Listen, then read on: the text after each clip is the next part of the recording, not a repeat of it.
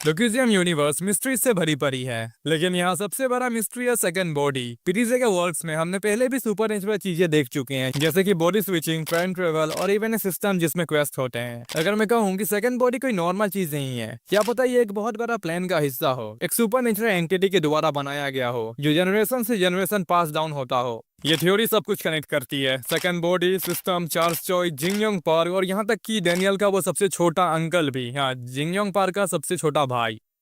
Daniel की ultra instinct और उसकी पास्ट की मेमोरी।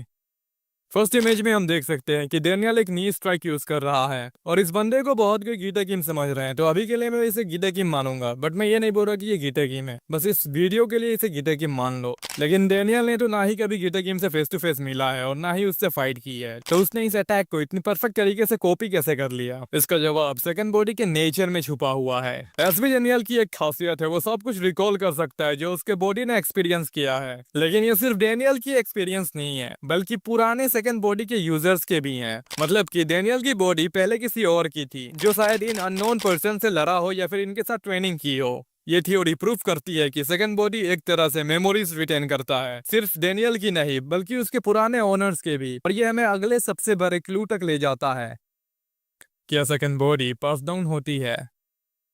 बुसान आर्क में डैनियल पार्क और जेम्स ली एक साथ एक रूम में होते हैं और कुछ बातें करने के बाद डैनियल वहां से चला जाता है और हम देखते हैं कि गीता की उधर पे साइड में बैठा होता है। वो ना ही सरप्राइज हुआ और ना ही कंफ्यूज्ड दिख रहा था। तो क्या गीता की सेकंड बॉडी के बारे में पहले से जानता था? अगर हाँ, तो इसका एक ही मतलब हो सकता है, सेकंड बॉडी पहले भी एग्जिस्ट करती थी। डैनियल से पहले ये बॉडी किसी और के पास थी, मतलब सेकंड बॉडी इनहेरिट भी हो सकती है। अगर हाँ, तो इसका एक ही मतलब हो सकता है, सेकंड बॉडी पहले भी एग्जिस्ट करती है, मतलब सेकंड बॉडी को पहले भी किसी ने यूज किया था।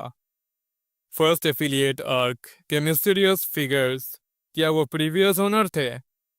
फर्स्ट एफिलिएट आर्क में जब डैनियल अनकॉन्शियस होता है तो उसको एक अननोन पर्सन दिखाई देता है, जो दिखता तो बिल्कुल उसके जैसा ही है, लेकिन ना ही वो डैनियल का सेकंड बॉडी है और ना ही लिटिल डैनियल है, वो कोई और ही था। कई लोग सोचते हैं कि ये बस एक हेलुसिनेशन था या फिर डैनियल का सब कॉन्शियस माइंड का एक हिस्सा था। लेकिन अगर मैं ये बोलूँ कि वो जो पर्सन दिखा था वो शायद से प्रीवियस ओनर हो सकता है, मतलब एसबी डैनियल का प्रीवियस ओनर। अगर सेकंड बॉडी प्रीवियस ओनर की मेमोरीज रिटेन करता है तो ये हो सकता है कि डैनियल ने जिस बंदे को देखा था वो एक्चुअली उससे पहले की सेकंड बॉडी के यूजर्स हो सकते हैं, मतलब कि उसका ओरिजिनल मालिक। अगर ये सच हुआ तो ये कहानी एक नए लेवल तक पहुंच सकती है। तो अभी आप सभी का सवाल होगा कि ये प्रीवियस ओनर कौन था? किसी एक चैप्टर में हमें चार्ल्स चॉय से चीज पता चलता है कि डैनियल सेकंड बॉडी के लिए चोजन वन था, लेकिन चार्ल्स चॉय ने इसे अपनी मर्जी से इसे नहीं दिया था। तो अगर चार्ल्स चॉय ने सेकंड बॉडी डैनियल को नहीं दिया था अपनी मर्जी से, तो उसको सेकंड बॉडी के बारे में पता कैसे चला था? सिंपल है, क्योंकि वो प्रीवियस ओनर को जानता भी था और देखा भी था। और किसी एक चैप्टर में जिंगयोंग भाई भाई करके बहुत जोर से चिल्ला रहा था जब उसने चार्ल्स चॉय का नाम सुना था। और हमें मिस रिपोर्टर किम से भी पता चला था कि डैनियल का थर्ड अंकल भी है, यानी जिंगयोंग पार्क का छोटा भाई। जिंगयोंग पार्क के भाई के बारे में अभी तक हमें कुछ भी पता नहीं चला है, यहाँ तक कि उसका नाम भी नहीं। लेकिन अगर हम इन सब क्लूज को एक साथ जोड़े तो एक थ्योरी परफेक्टली फिट होती है, जिंगयोंग का भाई ही सेकंड बॉडी का प्रीवियस ओनर था।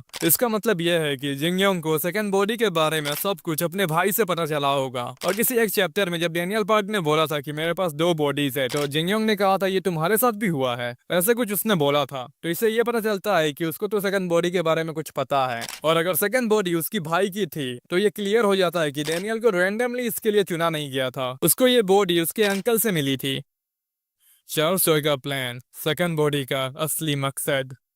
जिंगयोंग पार्क का भाई यानी प्रीवियस ओनर एक सुपर नेचुरल एंटिटी से सेकंड बॉडी को रिसीव करता है। जिंगयोंग पार्क अपने भाई से सेकंड बॉडी के बारे में सब कुछ जान जाता है। चार्ल्स चॉय सीक्रेटली सेकंड बॉडी के एग्जिस्टेंस के बारे में पता लगा लेता है, जिंगयोंग पार्क और उसके भाई पे नजर रख के। चार्ल्स चॉय समझ जाता है कि सेकंड बॉडी एक अल्टीमेट पावर का राज है, एक ऐसा बॉडी जो ह्यूमन की फुल पोटेंशियल तक पहुंच सकता है। लेकिन एक प्रॉब्लम होती है, गैप्रियन किम। चार्ल्स कभी भी गैप्रियन किम से ज्यादा स्ट्रॉन्ग नहीं था, लेकिन गैप्रियन किम को हराने के लिए उसको एक तरीका मिल गया था, सेकंड बॉडी को हासिल करना। चार्ल्स चॉय अपने सबसे स्ट्रॉन्ग आदमियों को भेजता है ताकि वो प्रीवियस ओनर को कैप्चर कर सके। लेकिन डैनियल के फादर बीच में आ जाते हैं और इसी फाइट में डैनियल की फादर की मौत हो जाती है। जिंगयोंग का भाई भी कहीं पे मिल नहीं रहा होता है और जिंगयोंग अपने बेस्ट फ्रेंड यानी डैनियल के फादर की मौत की वजह से टूट जाता है। डैनियल की दादी जिंगयोंग पार्क पे इल्जाम लगाती है कि तूने मेरे बेटे को मार दिया, और ये बात सुनकर जिंगयोंग पार्क और भी ज्यादा टूट जाता है। साल गुजर जाते हैं और चार्ल्स चॉय सेकंड बॉडी के नेचर को स्टडी करने में लगा रहता है। वो उसको रेप्लिकेट करने करने की कोशिश कर रहा होता है। गैब्रियम किम को सेकंड बॉडी के बारे में पता चल जाता है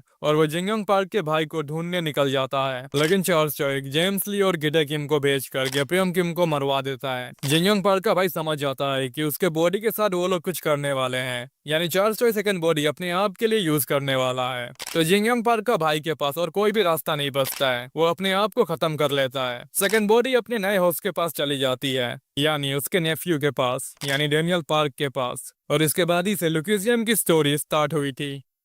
सिस्टम वर्सेस चार्ल्स चोई, एक सुपरनेचुरल वॉर स्टार्ट हो चुका है। क्वेस्टिज्म का फाइनल आर्क में सिस्टम ने सोयून को एक फाइनल क्वेस्ट दिया था।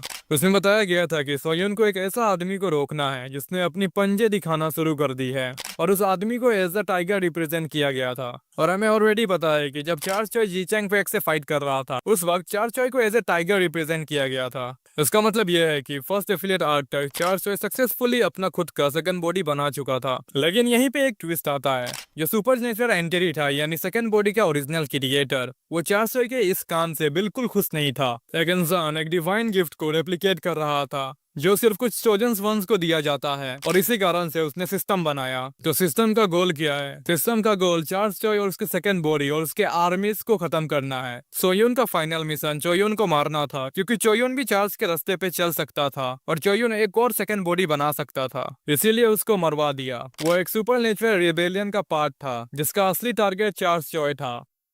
Conclusion, the final battle for the SB. सब कुछ इसी मूवमेंट की तरफ लीड कर रहा है। डेनियल पार्क एक रैंडम हीरो नहीं है, बल्कि उसको ये पावर उसके अंकल से मिला है। जिंगयोंग पार्क एक पागल साइंटिस्ट नहीं है, बल्कि वो एक टूटा हुआ इंसान है जो सिर्फ 400 से बदला लेना चाहता है। सिस्टम एक गेम मैकेनिक नहीं है, बल्कि एक सुपर नेचुरल बीइंग है जो 400 के सेकंड बॉडी को रोकना चाहता है। क्या डेनियल अपनी सेकंड बॉडी को कंट्रोल कर पाएगा, या फिर 400 का सेकंड बॉडी यानी आर्टिफिशियल सेकंड बॉडी उसको इनविंसिबल बना देगा? ये बात तो पक्की है।